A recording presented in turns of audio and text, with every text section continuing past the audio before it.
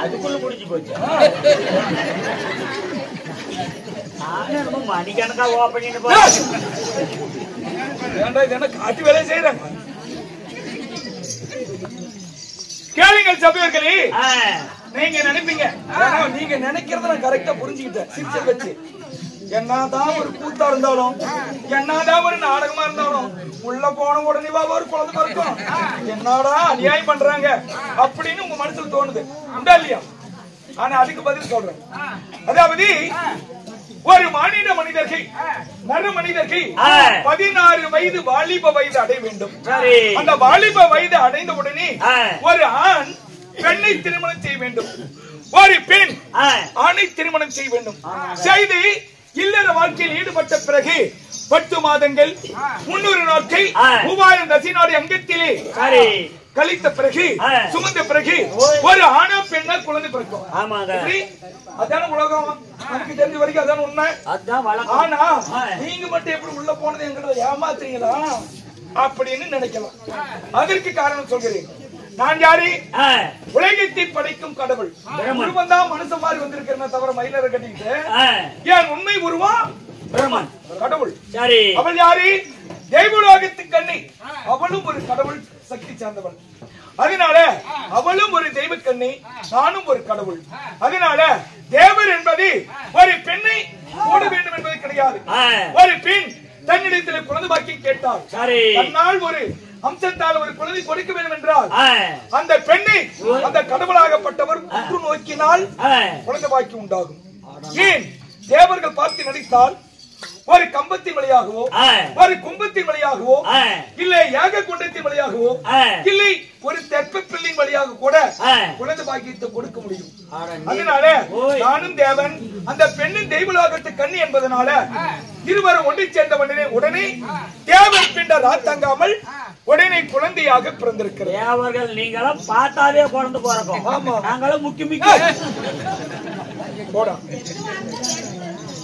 கண்ணி ரோஜமே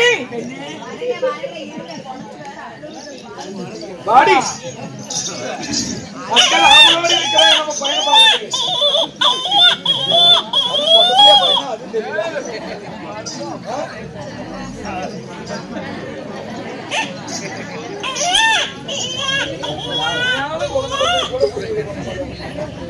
கால கெட்டவை காத்து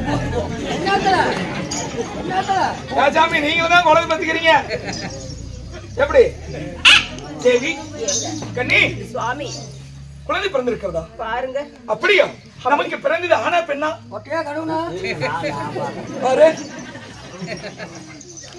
ஏங்க பையனுக்கு தொங்கு குஞ்சு இருக்குதுங்க. ஐயோ, அவன் கண்ண பாரு, அவன் மூக்க பாரு. இங்க வருதா? இல்ல ஜாமி, அப்படியே யாரு மாதிரி இருக்குது? ஐயோ கண்ண பாரு, பாரு. ஏங்க குழந்தெல்லாம் சரியா போச்சு. இது என்ன முகசாடி பார்த்து ஏன் என்னாட்டமே இருக்குது?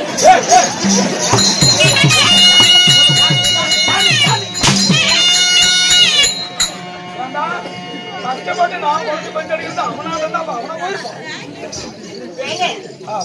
நமக்கு பிறந்த குழந்தை என்னாட்டு இருக்குதா உங்களாட்ட? சுவாமி கவனமா கேட்கணும் கதை. அதாவது இந்த குழந்தை பிறந்திருக்கிறது, குழந்தை ஆண் குழந்தை பிறந்திருக்கிறது. இந்த குழந்தை பார்த்தா எப்படி இருக்கு தெரியுமா? எப்படி இருக்குது? வல்லமை வீரம் குழந்தை குழந்தை என்ன சொன்ன? வல்லமை அப்புறம் தான் கேட்டேன். வல்லமை வீரம் தீரம் ஆங்கில புஜகுல தோடி பிறந்திருக்கிறான். அதனால இந்த குழந்தைக்கு வல்லாலை கண்டேன் என்று பெயர் சுட்டுகிறேன். அப்படியா?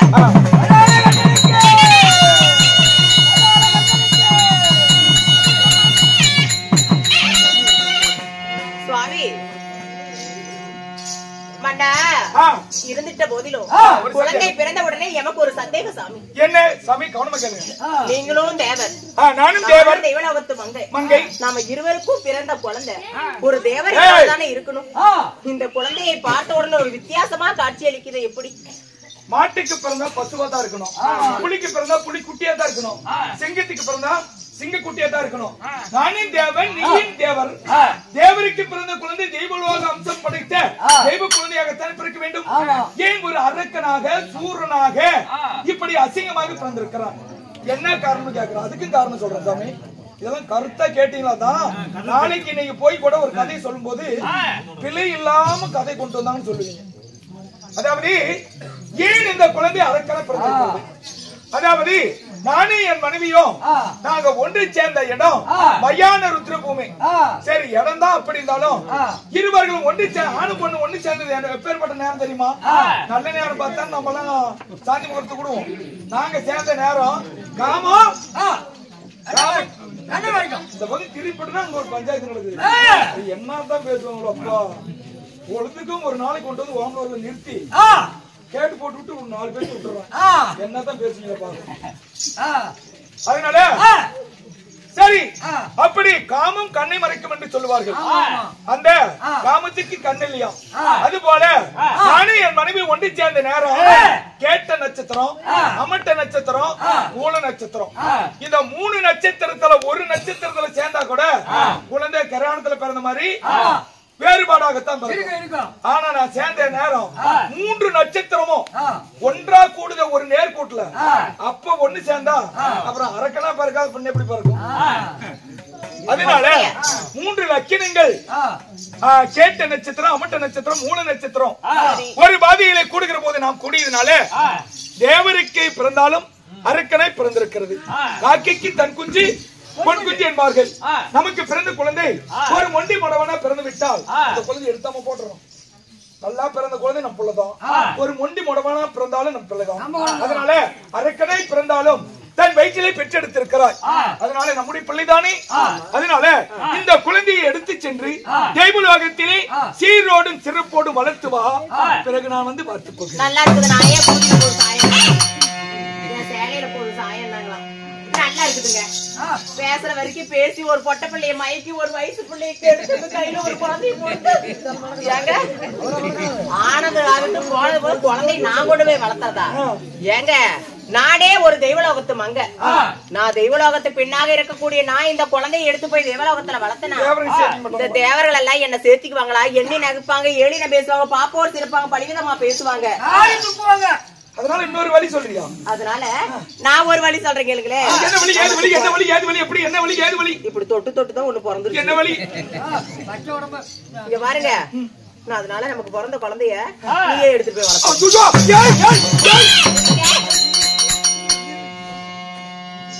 நீயாவது பரவாயில்ல, தேவர்கள் சேர்த்துக் கொள்ள மாட்டாங்க. என் பொண்டாட்டி யார் தெரியுமா? கலைவாணி என்று சொல்லக்கூடிய சரஸ்வதி. உலகத்திற்கு பேசும் சக்தியை கொடுப்பவள் கலைவாணி. உலகத்து வாயே அவகிட்ட தான் இருக்கும். நான் போய் ஒருத்திக்கிட்ட போய் இப்படி குழந்தைய பத்தி கொண்டு வந்துக்கிறேன் வளர்த்துன்னு சொன்ன விடுவாளா என்ன? வைத்திய பிச்சை எடுத்து விடுவா. அதனால நீயும் எடுத்து செல்ல வேண்டாம், நானும் எடுத்து செல்ல வேண்டாம். அதனால நான் தேவர் என்பதால் என்னுடைய அம்சத்தால பூலோகத்தில் ஒரு நகரை உண்டாக்குகிறேன். அந்த நகருக்கு பெயர் வல்லாளப்பட்டணம். மகனுக்கு பெயர் வல்லாளகண்டன். வல்லாளகண்டனை வல்லாளப்பட்டணத்திற்கு அரசனாக்கி தகுந்த வயதிலே கல்யாணம் திருமணம் செய்து அவனை நலமோடு வாழ வைப்போம். அப்படி இந்த வல்லாளப்பட்டணத்தில் மகன் சிறப்போடு வாழ்ந்து கொண்டிருக்கிறான் என்று இருந்தா நாம 2 பேரும் வந்து பெத்த பையனை பார்த்துட்டு போனோம். அதனால இதோ என்னுடைய அம்சத்தால நகரை உண்டாக்குகிறேன், வாலிப வயது அடைய செய்கிறேன், கல்யாணம் செய்து வைப்போம், நலமோடு வாழட்டும். அதனால நீ தெய்வலோகம் சென்றுவோம். நான் பார்த்துக் கொள்கிறேன். வாருங்கள்.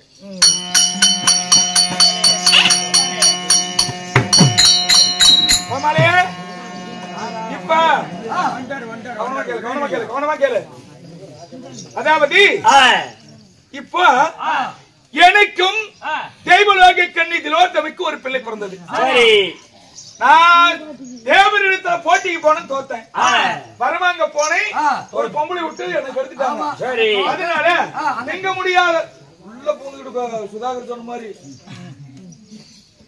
திங்க முடியாத சோத்தை தின்பதற்கு ஒரு புள்ள, கட்ட முடியாத கடனை கட்டுவதற்கு ஒரு பிள்ளை, ஆபத்துக்கு உதவாத புள்ளையும் அரும் பசிக்கு உதவாத அன்னமும் தாகத்துக்கு உதவாத தண்ணீரும் தரித்திரம் அறியாத தண்ணீரும் குறுமொழி கேட்காத ஈடனும் உலகத்தில் இருந்து என்ன புண்ணியம்? ஆ அதனால இந்த என்னுடைய மகனை வைத்து நான் வாங்காத வரத்தை நான் செய்யாத தவத்தை மகனே நீ தவம் செஞ்சு வர வாங்கி வந்தீங்கன்னா தேவரு மூவரையும் நாமளே அடிக்கி ஆண்டு பழி வாங்கலாம் அப்படின்னு சொல்லி என் பையன்கிட்ட போய் சொல்லுவேன்.